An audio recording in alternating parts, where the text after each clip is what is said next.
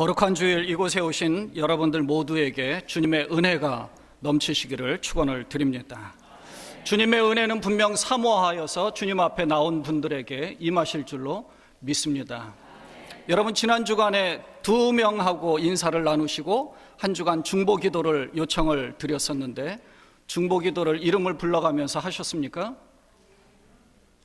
많이 안 하신 모양인데요. 우리 옆에 주위를 한번 쭉 둘러보시고 보통 그 자리에 성도들이 대부분 앉으시는데 있어야 할 자리에 없으신 분들이 아마 있을 겁니다. 한번 쭉 둘러보시죠. 그 자리에 계셔야 되는데 오늘 미처 못 나오신 분도 계시고요. 또 혹은 다른 공동체로 가신 분들도 있을 것입니다. 우리가 함께 하지 못한다 하더라도 그분을 위해서 이번 한 주간 그분의 이름을 불러가면서 매일매일 하루에 한 번 정도라도 기도를 하셨으면 좋겠습니다. 있어야 할 자리에 없으신 분들을 위해서 기도하는 것입니다. 여러분, 지난 한 주간 하나님과의 화목을 누리며 사셨습니까? 예수님이 40일 금식하신 후에 마귀로부터 처음으로 받은 유혹이 돌들이 떡덩이가 되도록 한 것입니다. 여기에 대해 예수님께서 사람이 떡으로만 살 것이 아니요 하나님의 입으로부터 나오는 모든 말씀으로 살 것이라고 답변하셨습니다. 이스라엘 백성들을 광야로 이끄신 하나님은 물도 없고 양식도 없는 그곳에서 하나님의 백성이라면 사람이 떡으로만 사는 것이 아니라 하나님의 말씀이 있어야 살 수 있다는 사실들을 우리에게 가르쳐 주셨습니다. 그래서 우리 인생길 가운데서 정말 사람이 떡으로만 사는 것이 인생의 목표가 될 때는 마귀의 유혹으로부터 벗어날 수가 없어서 망할 수밖에 없는 것이고, 말씀으로 사는 자는 마귀의 유혹을 능히 물리쳐서 결코 망하지 않음을 깨닫게 되는 것입니다. 하나님의 사람이라면 하나님의 이 뜻과 하나님의 이 법칙을 잘 따라가야 할 것입니다. 이 법칙을 잘 따라가서 마귀의 유혹에서부터 잘 벗어나서 하나님 앞에 영광 돌리며 또 요단강 건너, 우리 시온 찬양대가 찬양한 것처럼 요단강 건너 영광을 차지할 수 있는 여러분 되시기를 주님의 이름으로 축원을 드립니다. 한 주간 동안 지내다 보면 사실 직장에서나 가정에서나 힘든 일이 얼마나 많이 있는지 모릅니다. 좋은 일들이 있을 때도 있지만 때로는 실망되는 일도 있고요, 낙심되는 일도, 또 화가 나는 일도, 분노감이 이 속에서부터 솟구쳐 나올 때도 사실 많이 있습니다. 그때마다 우리의 반응을 결정하는 것은 사실 두 종류입니다. 영으로 사는 자는 영의 일로, 육으로 사는 자는 육의 일로. 지난 시간에도 말씀드린 것처럼 육체의 목표를 이루기 위한 것과 영적인 목표를 이루기 위한 반응의 척도는 사실 천지 차이입니다. 영적인 삶을 사는 자에게는 하나님과의 동행으로 세상에서의 삶이 얼마나 좋은지 모릅니다. 세상의 삶이 좋아서 그런 것이 아니라 하나님과의 동행하는 것이 즐겁고 기쁘기 때문에 그렇습니다. 하나님과 동행하는 여러분 되시기를 바랍니다. 그러니까 광야와 같은 삶을 사는 우리에게는 이 사실을 잊지 말아야 가나안 땅을 요단강 건너 무사히 들어가 영광을 차지할 수 있을 것입니다. 왜냐하면 하나님이 허락하신 것이라는 사실을 믿고 하나님의 이 명령을 따라 살아가는 자만이 차지할 수 있기 때문에 그렇습니다. 그래서 저는 오늘 가나안 땅을 차지하는 영광 가운데 있었던 여호수아와 하나님의 백성들이 어떠한 모습이었는지를 한번 살펴보려고 하는 것입니다. 오늘 본문에 있는 여호수아 5장에서는 이제 가나안 땅에 들어가서 전쟁 준비를 하고 6장에서 여리고성을 공격하는 것으로 전쟁이 시작이 됩니다. 그러니까 전쟁하기 바로 전 단계인 이 5장에서 전투 준비를 하는 이스라엘 백성들이 어떤 하나님의 백성의 어떤 모습이었는가를 한번 보려고 하는 것입니다. 그러니까 여호수아서를 읽으면 굉장히 신나고 아주 드라마틱한 내용이 많이 나옵니다. 그래서 우리가 신앙생활을 하는 가운데서 하나님을 믿으면 이런 드라마틱한 모습으로 하나님께서 승리하게 해주실 것이라는 생각을 많이 하게 되죠. 난공불락의 요새인 큰 성읍인 여리고성을 점령할 때는 전혀 생각지 못한 기가 막힌 방법으로 하나님의 도우심으로 엄청난 승리를 하게 되었습니다. 또 아모리 족속의 5 왕들 예루살렘 왕을 포함하여서 5 왕들이 연합해서 이스라엘과 전쟁을 할 때에는 여호수아가 하나님 앞에 기도하잖아요. 시간을 멈추면서까지 여호수아를 통하여서 하나님께서 이스라엘을 도와주셨습니다. 그 말씀 여러분 잘 유명한 구절, 태양아 너는 기브온 위에 머무르라, 달아 너도 아얄론 골짜기에서 그리할지어다. 시간을 멈추면서까지 하나님은 이스라엘의 엄청난 승리를 허락하셨습니다. 그리고 그 옛날 12명의 정탐꾼들이 들어가서 무서워 떨었던 아낙 자손들이 후손들이 살고 있었던 헤브론 지역도 갈렙이 완전히 정복했습니다. 하나님의 도우심이 없었으면 이길 수 없었던 전쟁이었죠. 그러니까 이스라엘 백성들은 가나안 북부의 헤브론 지역과 유다 온 산지와 또 이스라엘 온 산지에서 아낙 자손들을 다 멸절시켰습니다.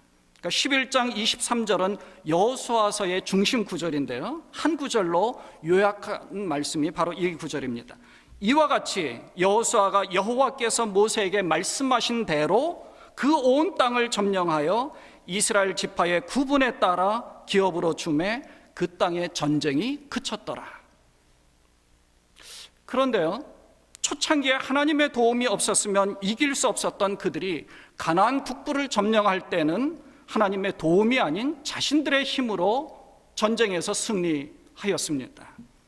이것은 하나님의 도움이 없어도 우리가 할 수 있다라는 자만심이 아닙니다. 이스라엘 백성들은 이제 하나님의 명령을 지킬 만큼의 믿음이 성장한 것입니다.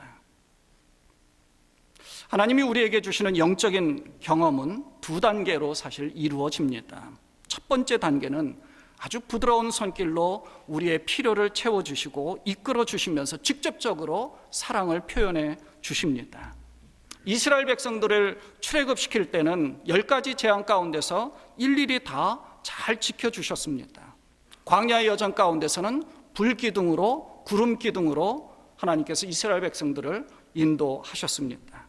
마실 것과 또 먹을 것이 없을 때는 반석을 통하여서 또 만나를 통하여서 먹여주셨습니다.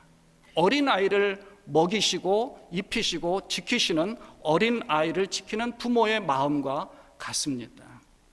그런데 2번째 영적인 단계는 아주 힘들고 고통스러운 고난의 상황을 경험시키십니다. 요셉에게는 아주 힘들고 고통스러운 시련들을 많이 주셨습니다. 세상적인 유혹을 받았음에도 불구하고 요셉은 이것을 잘 이겨냈습니다.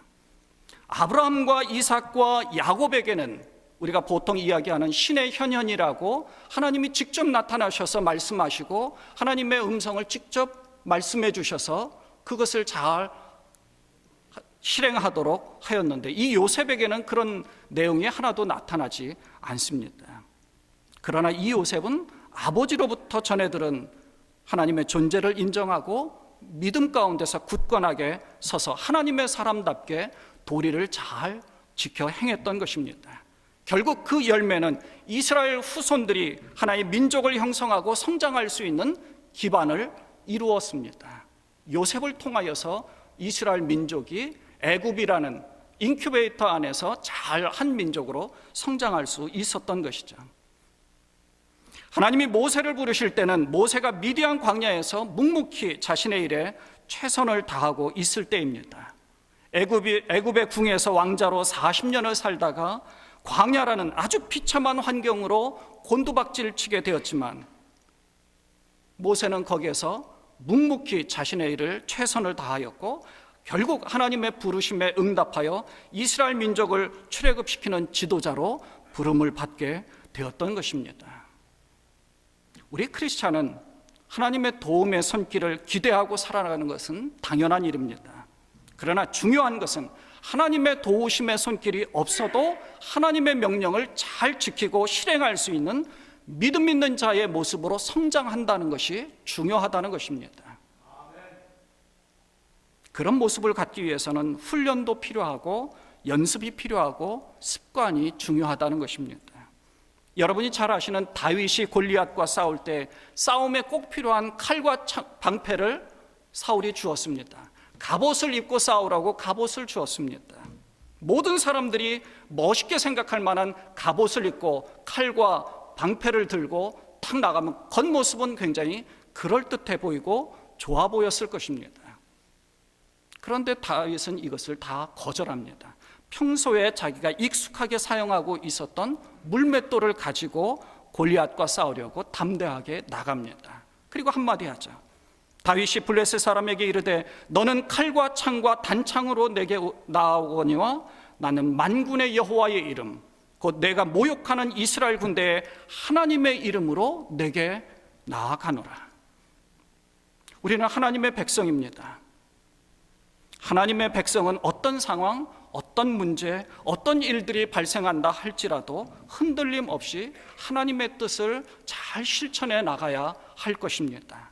그럼 그 하나님의 백성이 과연 어떤, 하나님 백성다운 모습이 과연 어떤 모습인가 하는 것을 한번 보려고 합니다. 본문 8절을 보면은요, 전쟁 바로 직전에 준비하는 것입니다. 모든 이스라엘 백성들이 할례를 받았다고 기록하고 있습니다. 할례를 행하여 하나님과의 언약 관계를 먼저 회복하고 되새김질을 했습니다. 일전에도 말씀드린 것 중에 것과 같이 전쟁 중에 남자들이 할례를 받는다는 것은 우리가 상식적으로는 이해가 되지 않죠. 이 할례라는 것은 남자의 생식기의 표피를 제거하는 것인데 얼마나 아픈지 움직이는 것조차 걸음걸이도 좀 제대로 걷지 못할 만큼의 아픔이 있습니다. 그러니까 이때 당시에 주변 나라에서 쳐들어오면 꼼짝없이 다 당할 수밖에 없었죠. 그런데 하나님은 이 백성들에게 할례를 왜 강조합니까? 그것은 가나안 땅에서의 이제 전투가 시작되는데 이 가나안 땅에서의 전투는 단순한 영토 전쟁이 아니라 영적 전투인데 영적인 전투를 시작하기 전에는 먼저 하나님과의 언약의 관계를 확실하게 해서 거룩한 하나님의 백성의 모습으로 먼저 제대로 서라 하는 것입니다. 그것이 할례의 본 목적입니다. 창세기 17장을 보면 하나님이 아브라함을 부르시고 할례를 행하도록 했습니다. 17장 10절에 보면 너희 중 남자는 다 할례를 받으라. 이것이 나와 너희와 너희 후손 대대로 후손 사이에 지킬 내 언약이니라 라고 말씀합니다. 나와 너희 사이에 언약의 표징이니라. 그러니까 언약의 표징이 바로 할례라는 것입니다.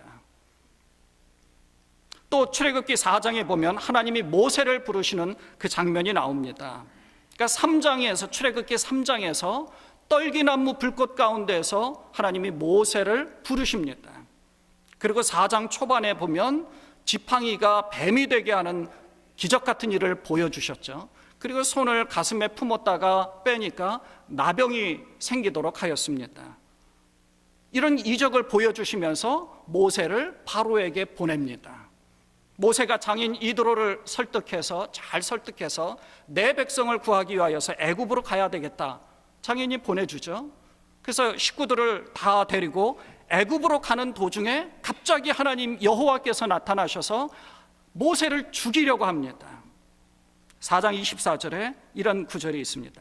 모세가 길을 가다가 숙소에 있을 때 여호와께서 그를 만나사 그를 죽이려 하신지라. 자, 여러분 생각해 보시고 이해가 되지 않잖아요. 우리가 모세를 분명히 하나님이 부르시고 사명을 주셨습니다. 그 모세는 그 말씀에 순종해서 이스라엘 백성들을 구해내려고 애굽으로 가는 도중입니다. 근데 뭐 이런저런 얘기도 없이 갑자기 여호와께서 나타나셔서 모세를 죽이려고 합니다. 근데 그 다음 구절을 보면 이해가 되실 겁니다. 4장 25절에 보면 이 모세의 부인 십보라가 돌칼을 가져다가 그의 아들의 표피를 베어 그의 발에 갖다 대며 이르되 당신은 참으로 내게 피남편이로다 하니 여호와께서 그를 놓아주시니라. 그때의 십보라가 피남편이라 함은 할례 때문이었더라. 모세는 생각지도 못했는데 사명만을 생각합니다. 뭔가 하나님의 뜻을 실천해야 되겠다, 이것만 생각을 했습니다. 그런데 그의 아내인 십보라가 율법의 말씀을 실천해서 남편을 살렸습니다. 이방 여인이었던 이 십보라는 아마도 하나님의 말씀들, 율법의 말씀들을 들어서 잘 알고 있었던 것 같습니다. 그러니 아내 되신 여러분들은 남편을 살리기 위한 말씀들을 좀 잘 알고 계셔야 합니다. 남편들은요, 사명을 감당하기 위해서 뒤도 안 돌아보고 물불 안 가리고 뭔가 뛰어들어가서 뭔가 하려고 합니다. 근데 남편들은 그런 모습 가운데서 뛰어들어갈 때 아내 되신 분들이 옆에서 먼저 하나님과의 관계, 언약의 관계, 정말 하나님 앞에 바로 서는 이 모습들을 한번 조율해 주셔야 합니다. 그럼 어떻게 해야 돼요? 아내 되시는 분들이 말씀을, 율법을 잘 알고 계셔야 하는 거죠. 그만큼 더 많이 기도하고 계셔야 한다는 것이죠. 특히 하나님의 일들을 한다고 하시는 분들이 더욱 그러합니다. 우리 장로님들도 그렇고요, 우리 안수 집사님들도 그렇고, 다른 기타 집사님들 혹은 선생님들, 하다못해 목회자인 저희들도 마찬가지입니다. 뭔가 뒤도 안 돌아보고 사명을 향하여서 전진할 수 있다는 것이죠. 그러니까 하나님의 백성으로 하나님의 말씀에 순종하여 실천하려고 한다 해도 우선적으로 해야 할 일이 있다는 것입니다. 하나님의 일을 하는 것인데 하나님이 봐주실 것이라고 우리가 생각하거든요. 아닙니다. 모세까지도 죽이시려고 하는 하나님이십니다. 오늘 본문에서는 영적 전투가 시작되기 전에 먼저 하나님과의 언약의 관계를 지켜 행함으로 과거의 수치를 떠나게 하셔서 하나님의 백성다운 모습으로 무장시켜 주십니다. 자, 영적 전쟁으로, 정복 전쟁으로 땅을 얻는다고요? 또 하나님의 일이라고 해서 큰 하나님의 사업들을 계획하신다고요? 그러니까 하나님 앞에 먼저 엎드리는 것이 중요한 것이죠. 그러니까 여호수아서는 정복 전쟁으로 하나님이 모든 전쟁에서 승리하게 해주었다, 그것을 말씀해 주는 것뿐만 아니라 하나님과의 언약의 관계, 하나님과의 말씀의 순종, 하나님을 의지하는 법칙들을 우리에게 잘 가르쳐주고 있다는 것입니다. 두 번째는요, 10절에 보면 이스라엘 백성들은 이제 유월절을 지켜 행합니다. 여러분, 유월절이 무엇입니까? 출애굽할 때 애굽에 10가지의 재앙이 내립니다. 근데 9가지의 재앙이 끝나고 10번째 재앙이 장자를 다 죽이는 것입니다. 근데 장자를 죽일 때에 하나님께서 하나님의 백성들은 이 죽음으로부터 패스오버, 지나가게 하셨다는 것입니다. 유월절이라고 그것을 뜻하는 것인데, 이 죽음의 재앙을 하나님께서 그냥 지나가게, 넘어가게 하셔서 죽지 않게 해주셨다는 것입니다. 그것을 기념하여 지키는 절기가 유월절인데요, 예수님은 이 유월절에 어린 양이 되신다고 하십니다. 그러니까 10번째 장자가 죽기 전에, 장자가 죽으려고 하는데 죽임을 당하지 않으려면 어린 양을 잡아서 자기의 집의 좌우 인방과 문설주에 피를 쫙 바르라고 하셨습니다. 그 명령을 따른 사람은 살았고, 따르지 않은 사람은 이스라엘 백성이라도 아마 다 죽었을 것입니다. 우리도 마찬가지입니다. 교회를 다니는 사람이라 하더라도 유월절에 어린 양이 되시는 예수님을 믿지 않으면 다 죽는 것입니다. 이것이 바로 유월절 어린 양의 원리입니다. 그러니까 예수님을 믿는 이 믿음이 중요한 것입니다. 본문에서는 전쟁 준비하는 일에도 바쁘고 분주할 텐데 유월절의 절기를 지킨다는 것은 하나님의 보호하심과 인도하심을 다시금 뒤돌아보고, 하나님께서 내게 이런 것을 요구하셨고 나는 이것을 실천했을 때 내가 살았구나 하는 것을 기억하라는 것입니다. 바로 여기에 유월절의 절기를 지키고 그 땅의 소산물을 먹은 다음 날에 만나가 그쳤다라고 기록하고 있습니다. 아까도 말씀드렸습니다. 만나가 무엇입니까? 만나는 이스라엘 백성들의 출애굽한 이후에 광야 여정길 가운데서 먹을 것이 없을 때 하나님이 어린아이에게 젖을 물려 직접 먹여주듯이 하나님이 직접 먹여주신 것이 바로 이 만나입니다. 그런데 이제 장성한 뒤에는 떠먹여줄 필요가 없었던 것입니다. 즉 가나안 땅에 들어가서 하나님이 허락하신 이 가나안 땅에서의 소출을 내가 먹으면서 하나님은 만나를 그치셨습니다. 이제 내가 너를 성장시켜 주었으니 네가 알아서 먹어라. 이것이 바로 만나의 원리입니다. 만나를 그치게 하는 원리. 하나님은 우리에게 가나안 땅의 소출을 허락하셨습니다. 이제는 우리의 신앙이 자라서 하나님의 백성다운 모습을 지녔습니다. 이제는 만나 하나님께서 해주시겠지 하는 것을 기대하는 것이 아니라 내가 하나님의 뜻과 하나님이 원하시는 것들, 하나님의 명령하신 것들을 내가 실천해 나가야 하는 것입니다. 아까도 말씀드렸습니다만 두 종류의 고난과 같은 어두움이 있습니다. 하나는 불행한 어두움이요, 다른 하나는 행복한 어두움입니다. 불행한 어두움은 죄로부터 발생하는 어두움입니다. 세상의 욕망과 세상적 기준이 가득한 사람을 뜻합니다. 우리가 기도할 때 하나님의 백성답게 기도하는 경우도 있지만 그렇지 않을 때도 많습니다.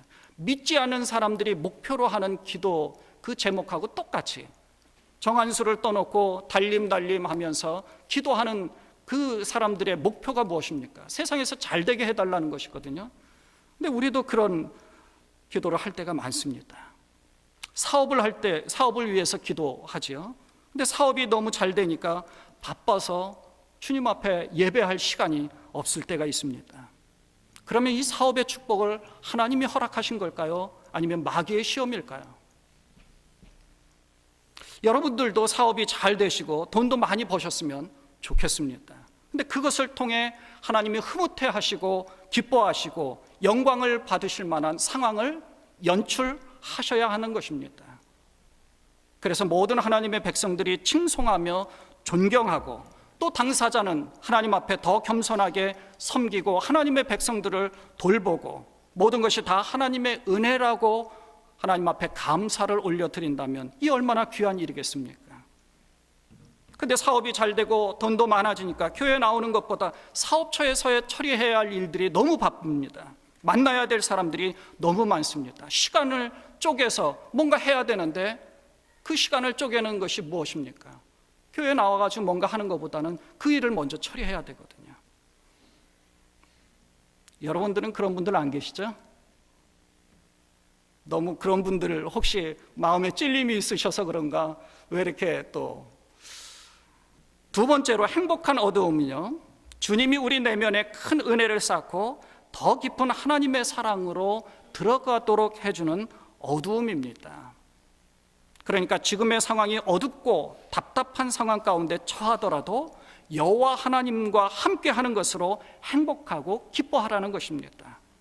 요셉이 누명으로 감옥에서 지내는 2년 동안은 답답하고 아주 좋지 않은 상황임에도 불구하고 하나님이 맡겨주신 기쁨으로 그 감옥 안에서의 기쁨으로 잘 섬기는 일들을 감당했다는 것입니다.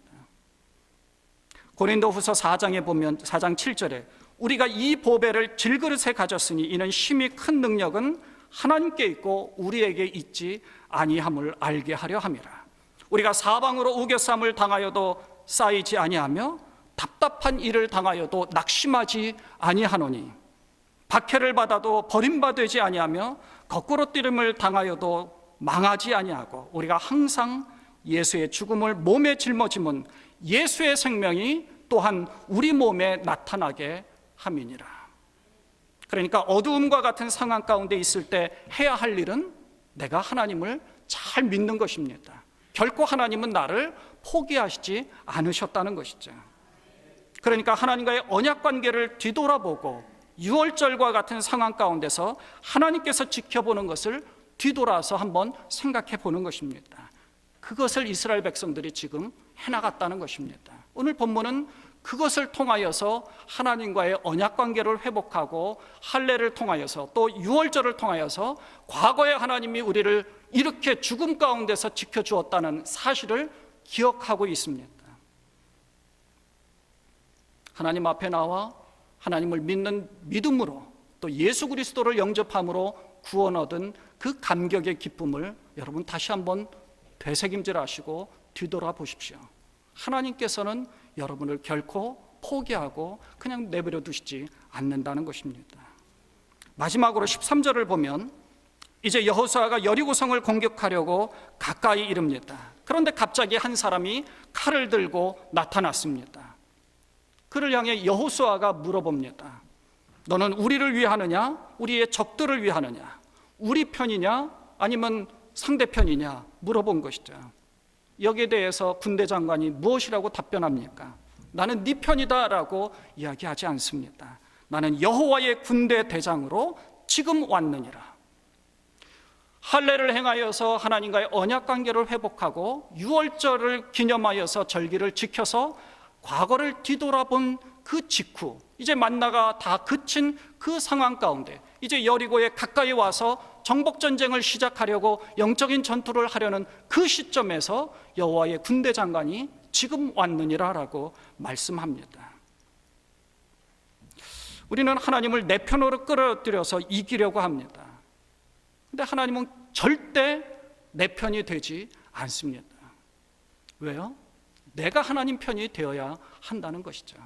하나님은 절대 내가 무슨 상황 가운데서 뭔가를 연출하려고 할 때 그것이 정말 하나님의 뜻에 합당하면 하나님은 우리 편이 되어 주십니다.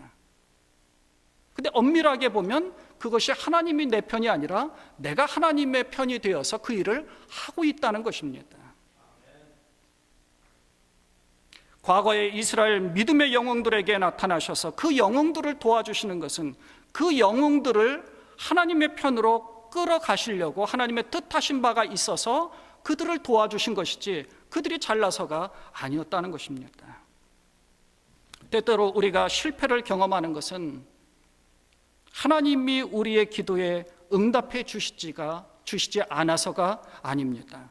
우리가 하나님 나라에 합당하지 않기 때문에 실패하는 것입니다. 그것이 하나님이 우리를 사랑하시는 방법인 것입니다.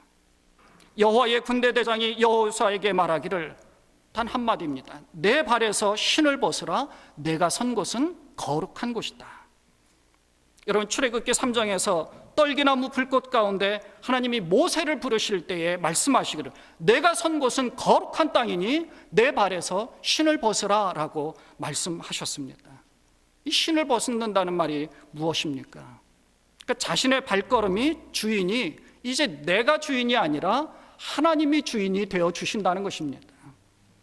이제 거룩한 하나님의 땅에서 자기의 의지와 자기의 뜻대로 움직이는 것이 아니라 하나님께 순종하고 하나님 말씀대로 하나님이 명하시는 대로 그 발걸음을 하겠다라는 의지의 결단인 것이죠.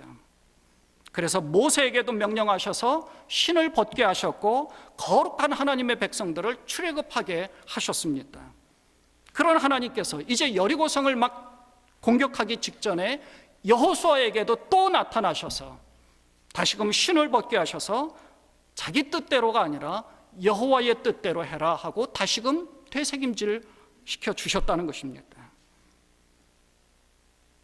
모든 지휘권이 여호수아가 아닌 여호와의 군대 대장이 지휘하게 한다는 것입니다. 여호수아는 신을 벗고 순종하였습니다. 지휘권을 여호와의 군대 대장 여호와께 맡기겠습니다 하고 넘겨주었던 것입니다. 그리고 그 뒤 정복전쟁 가운데서 하나님 말씀에 순종해서 행할 때는 승리했습니다. 근데 아이성에서 하나님 명령에 순종하지 않았을 땐 패배하였습니다. 물론 여호수아서를 가만히 들여다보면 유일하게 패배한 것이 바로 아이성입니다. 처음에는 뭣도 몰랐었죠. 그런데 이제 좀 성장해서 믿음이 성장해서 그 이후부터는 패배하지 않고 완전히 정복전쟁을 할 수 있었던 것입니다. 여러분, 그 룻기를 보면은요, 룻이 이제 남편도 죽고 시동생도 다 죽고 이제 자기의 기업을 물을 자를 친척 중에서 이제 골라야 합니다. 근데 마침 어떤 한 사람이 나타나서요, 그 사람이 내가 그 룻의 기업을 물으겠다 하면서 다가왔습니다. 모든 것을 갖고 싶었던 것이죠. 근데 한 가지 조항이 뭐냐면, 그럼 룻과 결혼을 해야 된다 그러니까 이 사람이 포기합니다. 그러면 나는 이 사람하고 같이 그 기업을 물으지 않겠다 하고 포기합니다. 그걸 보아스라는 사람이 나타나서 뭐라 그래요? 그 기업을 내가 물으겠다. 그러니 모든 사람 앞에서 공증해라. 그 공증의 방법이 그 기업을 물으는 사람이 포기하는 대가로 신을 벗어서 보아스에게 넘겨주는 것입니다. 지휘권을 보아스에게 넘겨주는 것이죠. 그런 상징적 의미가 있습니다. 그러니까 신을 벗어라 한다는 것은 포기하는 것입니다. 여호수아가 신을 벗었다? 자기의 생각과 의지와 고집과 자기의 뜻과 계획을 포기한 것입니다. 여호와의 군대 대장에게 넘겨준 것입니다. 하나님의 백성다운 모습은 거룩함으로 무장해서 하나님 편에 사는 자를 뜻하는 것입니다. 과거의 수치를 모두 벗어나게 해주신 하나님께서 이제 여리고성을 공격하기 직전에 여호와의 군대 대장이 나타나서 거룩한 하나님의 백성다운 모습을 요구한 것입니다. 사랑하는 여러분, 여호와의 군대 대장이 이제 왔느니라 하고 정복전쟁에서 진두지휘하면서 그 모든 일 가운데서 승리하게 하신 것처럼 여러분, 하나님의 백성의 그런 백성다운 모습으로 바로 서셔서 하나님 편에 서셔서 여러분의 신을 벗고 하나님의 뜻에 맞도록 하나님께 내어드려서 모든 일 가운데서 하나님의 편에 또 하나님의 입장에 하나님의 계획에 순종하셔서 승리하시는 여러분 되시기를 주님의 이름으로 축원을 드립니다. 그럴 때 여러분과 여러분의 가정 그리고 여러분의 자녀들이 정말 주님에게 크게 영광을 받게 될 줄로 믿습니다. 기도하겠습니다.